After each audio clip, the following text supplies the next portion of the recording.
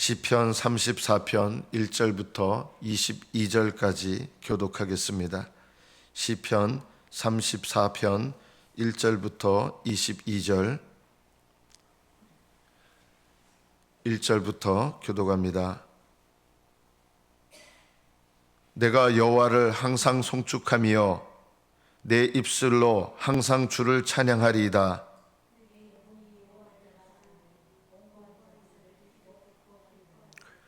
나와 함께 여호와를 광대하시다 하며 함께 그의 이름을 높이세.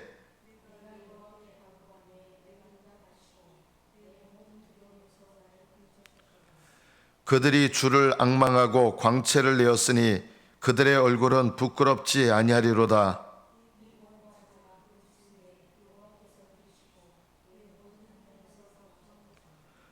여호와의 천사가 주를 경외하는 자를 둘러 진치고 그들을 건지시는도다.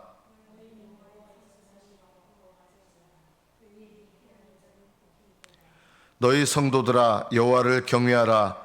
그를 경외하는 자에게는 부족함이 없도다.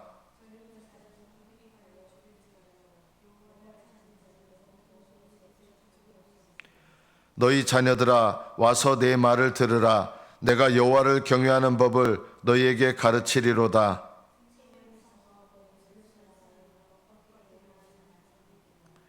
내 혀를 악에서 금하며 내 입술을 거짓말에서 금할지어다. 여호와의 눈은 의인을 향하시고 그의 귀는 그들의 부르짖음에 기울이시는도다.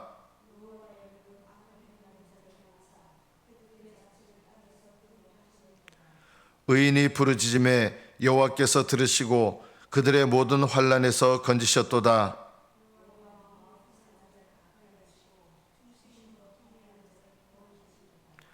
의인은 고난이 많으나 여호와께서 그의 모든 고난에서 건지시는도다.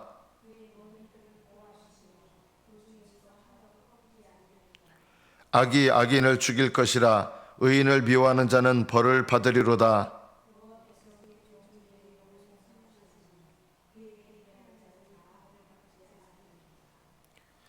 여기까지 받들어 읽겠습니다.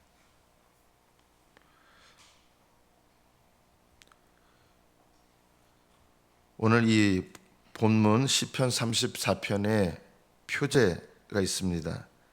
다윗이 아비멜렉 앞에서 미친 채 하다가 쫓겨나서 지은 시라는 표제입니다. 이 아비멜렉이라는 말은 이름이 아니고요. 우리나라는 왕이라고 하죠. 미국이나 영국은 영국 같은 데서는 킹이라고 하고 몽골에서는 칸이라고 하고 이집트에서는 바로라고 하고 옛날 우리나라 신라 시대 때는 마립간이라고 했고 마찬가지로 이 당시 블레셋에서는 왕을 뭐라고 했냐면 아비멜렉이라고 했습니다. 아비멜렉이라는 말은 블레셋의 왕을 가리키는 말입니다. 몽골의 칸처럼 블레셋에서 아비멜렉이라고 한 거예요.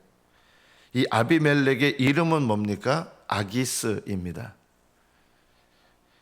이 아기스 왕 앞에서 왜 다윗이 미친 채 했을까요?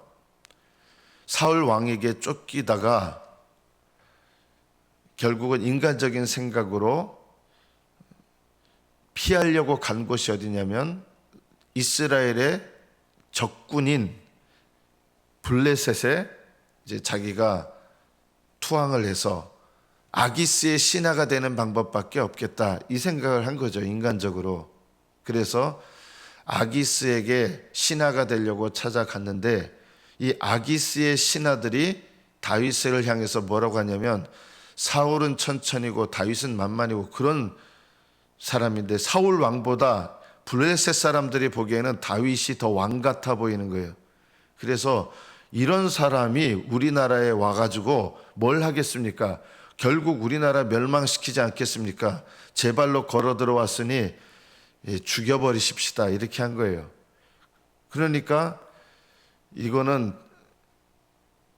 지금 뭐 자기를 따르는 사람도 없는 상태에서 적국에 들어와 가지고 완전히 이거는 꼼짝할 수 없이 죽게 된 거예요.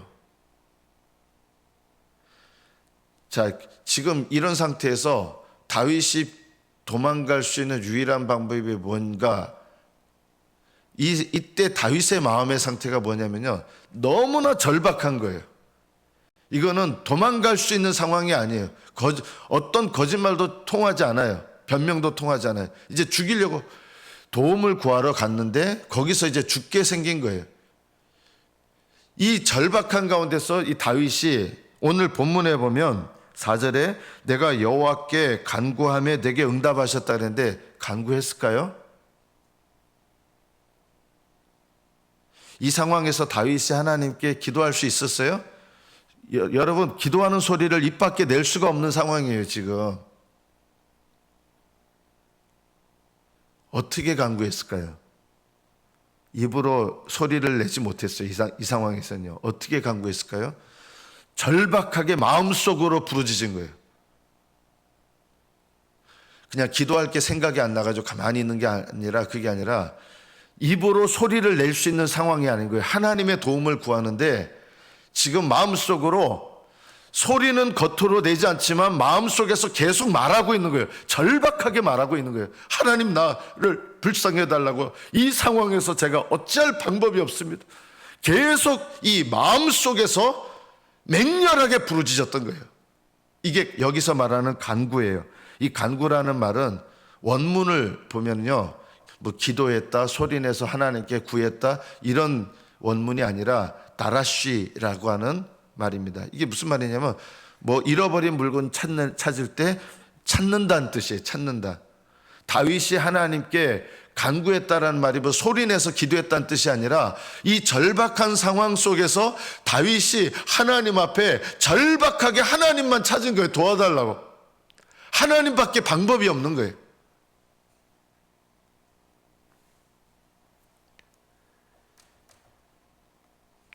하나님께서 이 절박하게 구하는 다윗에게 순간적으로 주신 지혜가 있었습니다. 이게 응답이었어요. 지혜를 주셨는데 어떤 지혜를 주셨을까요? 미친 채 한 거예요. 그래서 수염에 침을 갑자기 이렇게 왕한테 말한 다음에 침을 질질 흘리면서 미친 사람처럼 이제 한 거예요. 그러니까 아기스가 다윗인 줄 알았더니 이게 미친놈이 와가지고 다윗 행세를 하는 거구나 하고, 이 미친놈 내쫓아라 해가지고, 원래 죽일 수도 있잖아요. 어디서 미친놈이 와가지고 이런, 거기서 그냥 죽여버릴 수도 있는데 쫓아내버려. 이런 것도 다윗이 미친 채를 한 것도 하나님의 지혜였지만, 그 하나님께서 허락하신 지혜를 따라서 행동했을 때 그 자리에서 화가 나서 죽여버릴 수도 있는데 내쫓아라고, 미친놈 내쫓으라고 한 이 과정이 다 하나하나 하나님께서 다윗의 마음에 부르짖음에 응답하셔서 도와주신 걸 누가 알아요? 다윗은 아는 거예요. 그래서 무사히 쫓겨나게 하시고 다시 거기를 피해서 유대 땅으로 돌아오게 됩니다. 이것이 이 본문의 시편이, 이 시가 쓰여진 상황인 거예요. 다윗이 이 당시의 상황을 시로 쓰면서 왜 이것을 사람들에게 말할까요?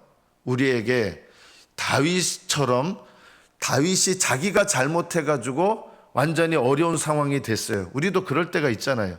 내가 잘못해서, 하나님께 내가 잘못해서 하나님께 묻지 않고 내 마음대로 해서 어떤 잘못된 결과가 일어나요.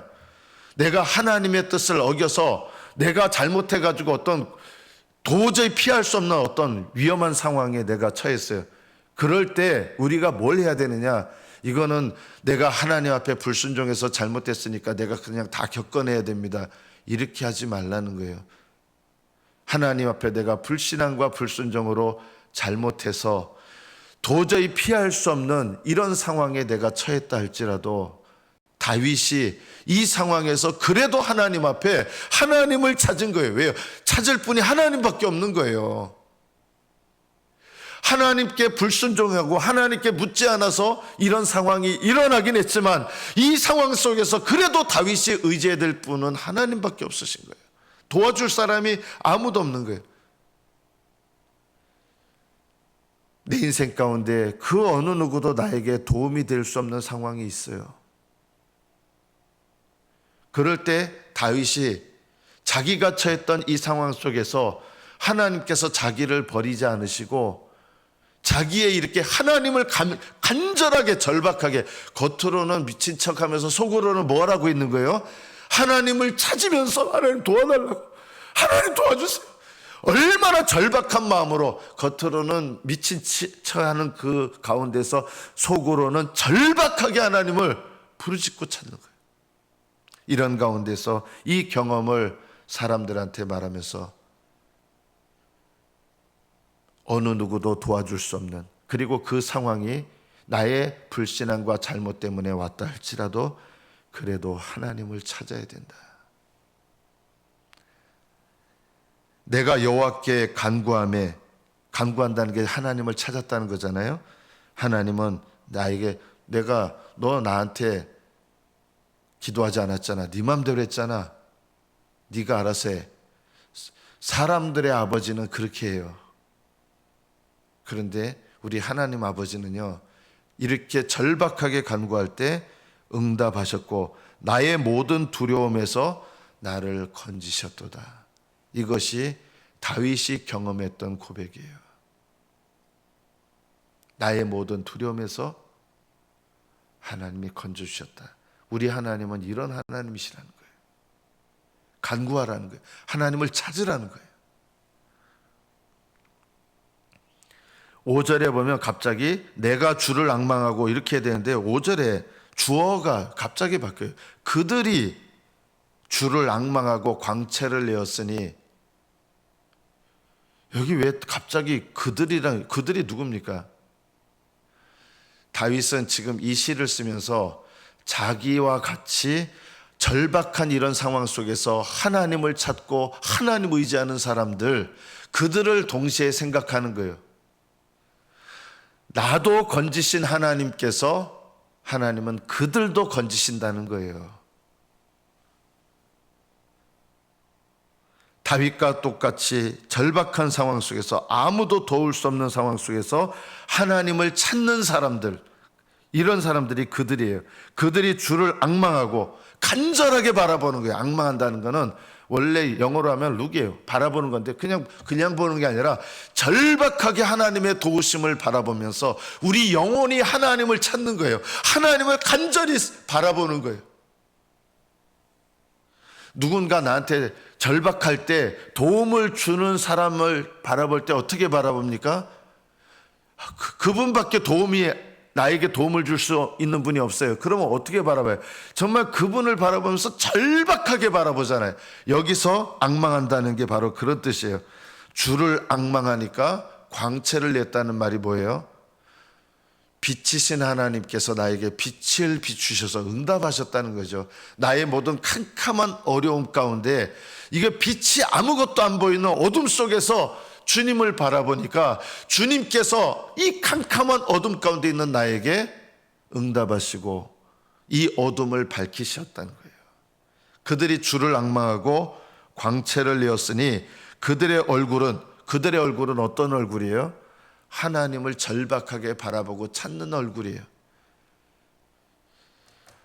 얼굴을 누가 나를 볼 때, 누가 뭘 구해요. 그러면 여러분 어떻게 됩니까? 그 사람 싫어요. 그럼 어떻게 합니까? 여러분 그런 적이 있죠? 얼굴을 외면한다는 게 무슨 뜻이에요? 나 너하고 얘기도 하기 싫어. 네 소리 듣기 싫어. 야, 그렇게 하시면 안 돼요. 여러분 하나님처럼 하셔야 돼요. 하나님은 이렇게 절박하게 바라보는 자의 얼굴을 외면하지 않으셨다는 거예요. 그들의 얼굴이 부끄럽게 되지 않는다는 말은 절박하게 바라보는데 하나님이 이렇게 외면하시는 게 얼굴이 부끄러워지는 거예요. 나는 하나님 바라보면서 절박하게 구했는데 내 얼굴을 외면하시는 거, 이게 얼굴을 부끄럽게 하는 거거든요. 그런데 그들이 주를 앙망하고 하나님을 그렇게 사모하는데 광채를 내었는데 그들의 얼굴이 부끄럽지 않다. 왜냐하면 하나님이 날 바라보시고 외면하지 않으셨다. 빛이신 하나님께서 나에게 응답하셨다는 거예요. 얼굴을 보신다는 거는. 하나님은 나에게 이렇게 절박한 가운데서 하나님께 구하는 자의 얼굴을 부끄럽게 하지 않으신다는 거예요. 그래서 다윗은 자기가 고백합니다. 이 곤고한 자가 어떤 사람이에요? 너무나 절박해서 내 힘으로는 아무것도 할 수 있는 힘이 없는 사람, 너무나 아무것도 내가 이 상황을 해결할 만한 어떤 힘이나 어떤 지혜가 없이, 그래서 오직 하나님만을 바라보는 사람, 이런 사람이 곤고한 자예요. 빈궁한 자, 가난한 자라는 뜻이에요. 그냥 힘들어하는 자 이런 뜻이 아니라 힘들어하는 고난 속에서 그 고난을 이겨낼 만한 어떤 지혜도 어떤 능력도 어떤 경험도 통하지 않아서 오직 하나님만을 전적으로 의지할 수밖에 없는 이런 영적인 상태가 곤고한 자예요. 이 곤고한 자가 하나님께 부르짖음에 입은 소리를 못 냈어요. 이때요. 마음으로 계속 부르짖은 거예요. 하나님 도와달라고, 불쌍히 해달라고. 부르짖음에 여호와께서 들으시고 그의 모든 환난에서 구원하셨도다. 7절에 곤고한 자를 또 뭐라고 표현하냐면 여호와의 천사가 주를 경외하는 자를 둘러 진칩니다.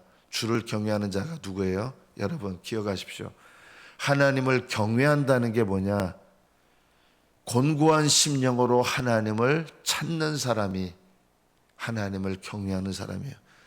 겉으로 굉장히 종교적인 모습하고 굉장히 다른 사람들 보기에 신앙적인 모습처럼 꾸며대고요. 이건 외식이에요. 사람들이 나를 어떻게 바라볼까? 사람들이 나를 어떻게 평가할까? 그것 때문에 남의 이목과 남에게 보이는 나의 체면 때문에 굉장히 신앙적으로 보이고 싶어하는 거, 이런 거 버리셔야 돼요. 기도할 때요, 이런 외식적인 기도 버리셔야 돼요. 우리가 이런 외식적인 기도가 얼마나 많아요. 하나님 앞에 이렇게 절박하게 하나님을 찾는 그런 곤고한 마음이 없이, 가난하고 궁핍한 마음 없이 남들이 내게 보는 이목 때문에 기도하는 사람처럼 나를 꾸며대는 거, 이런 게 거짓말이에요. 이거 외식이에요. 이런 기도는 하나님이요 되게 싫어하세요. 오히려 어떤 사람의 기도를 하나님 기뻐하시느냐? 곤고한 자의 부르짖음을 하나님은 들으세요. 그리고 이 곤고한 자의 부르짖음으로 하나님 앞에 정직하려고 애쓰는 사람이 하나님을 경외하는 사람이다. 그래서 하나님의 응답으로 여호와의 천사가 옵니다. 여호와의 천사가 주를 경외하는 자를 둘러 진치고 이 모든 상황에서 지켜준다는 거예요. 다윗이 아무도 도울 길 없는 아기스와 아기스의 부하들이 자기를 죽이려고 하는 상황 속에서 곤고한 마음으로 절박하게 부르짖었는데 하나님께서 그 절박한 부르짖음에 응답하셔서 여호와의 천사를 보내셔서 어떻게 결정이 난 거예요? 거기서요, 사람들 눈에는 안 보여요. 그런데 여호와의 천사가 이 상황을 둘러 진쳐서 아기스에게 야, 저 미친놈 쫓아내라 하니까 부하들도 아니에요, 이거 다윗 맞아요, 이거 죽여야 돼요, 이렇게 되는데 다 이거 미친놈 맞네, 이 생각이 다 든 거예요. 그 중에 어느 누구도 이거 다윗 맞습니다, 얼굴 알아보는 사람 있었을 수도 있었을 거 아니에요. 얼굴 알아보는 사람이 없었던 거예요. 이 미친 사람이라고 생각한 거예요. 여호와의 천사가 둘러친쳐서 하나님께서 다윗을 무사히 그 상황에서 벗어나게 하신 거예요. 그들을 건지시는 것을 보는 거예요. 경외하는 자, 이렇게 곤고한 마음으로 주님을 찾는 자가 경외하는 자예요. 그래서 다윗은 우리에게 동일하게 권면합니다. 너희는 여호와의 선하심을 맛보아할지어다. 여호와의 선하심은 어떤 거예요? 나는 하나님 앞에 이렇게 부족했고 이렇게 하나님 앞에 불순종했는데 하나님은 나에게 선을 베푸신 거예요. 나는 하나님 앞에 죄를 지었는데 하나님은 곤고한 마음으로 부르짖는 죄인에게 용서하시는 선을 베푸세요. 나는 곤고한 마음으로 하나님의 도우심을 구하는데 하나님은 나를 도와주시는 선을 베푸세요. 내가 지혜가 없다고 곤고한 마음으로 부르짖는데 하나님은 나에게 지혜를 주세요. 너희는 여호와의 선하심을 맛보아할지어다. 곤고한 마음으로 부르짖어야 이 선하심을 맛보는 거예요. 어떻게 선하심을 맛봐요? 그에게 피하는 자는 복이 있도다. 하나님께 의지하는 거예요. 하나님을 의지하는 사람들은 하나님의 선하심을 경험하게 되는 것입니다. 그래서 9절에 다시 다윗은 너희 성도들아 여호와를 경외하라. 경외한다는 게 뭐입니까? 정직하게 하나님을 찾고 정직하게 하나님을 향하여 부르짖는 거예요. 곤고한 마음으로 부르짖는 거예요. 주님께서 이 땅에 오셨을 때 눈여겨보지 않는 사람들이 있었습니다. 바리새인과 서기관들은요, 굉장히 종교적이고 굉장히 거룩해 보이고 사람들 보기에 얼마나 신앙적인 것처럼 하지만 주님은 다 외식하는 거라 그랬어요. 저는 외식의 반대말이 경외라고 생각합니다. 하나님을 경외한다는 게 뭡니까? 그냥 하나님을 두려워하는 것처럼 꾸며야 되고, 그게 아니라 곤고한 마음으로 하나님 앞에 정직하게 하나님을 찾는 것, 이게 하나님을 경외하는 거예요. 경외의 반대말은 외식입니다. 굉장히 종교적으로 보이고 사람들한테 내가 어떤 이목으로 보이는지, 어떻게 사람들한테 보이는지, 여러분 하나님께서 나를 어떻게 보시는가, 이게 중요하잖아요. 하나님이 나를 어떻게 보시는가 중요하지 않으면 사람들이 나를 어떻게 보는가, 이걸 중요하게 여겨요. 하나님을 경외하는 사람은 하나님이 나를 어떻게 보시는가, 이게 중요하죠. 그를 경외하는 자에게는 부족함이 없다. 젊은 사자는 힘이 많아도 오히려 궁핍해져요. 그러나 하나님을 향하여 곤고한 마음, 궁핍한 마음으로 하나님을 찾는 사람은 모든 좋은 것에 부족함이 없게 됩니다. 이것이 다윗이 경험하고, 그래서 다윗이 이런 경험을 통해서 부족해서 일어난 상황, 자기가 잘못 결정해서 일어난 상황이었지만 이 상황 속에서 선한 것을 베풀어 주시는 그 하나님을 경험하면서 하나님을 알게 되고 하나님을 의지하게 되고, 하나님께서 자기와 같은 이런 불신앙 가운데 행했던 자에게 얼마나 은혜를 베푸셨는지 그걸 경험하면서 다른 성도들에게 권면하는 것이죠. 12절을 보면 생명을 사모하고 연수를 사랑하여 복받기를 원하는 사람. 연수는 날들입니다. 다른 말로 말하면 장수고, 우리로 말하면 영생의 삶이에요. 영생의 삶을 여러분 날마다 살기 원하십니까? 생명을 사모하십니까? 하나님의 생명으로 날마다 사는 것, 그리고 영생의 삶으로 살아가는 것, 이걸 원하십니까? 이게 복이라는 거예요. 이게요, 생명을 사모하고 연수, 날들이란 뜻이에요. 장수, 옛날 성경엔 장수, 그리고 원래 뜻은 우리로 말하면 영생의 날들을 사모하고 있습니까?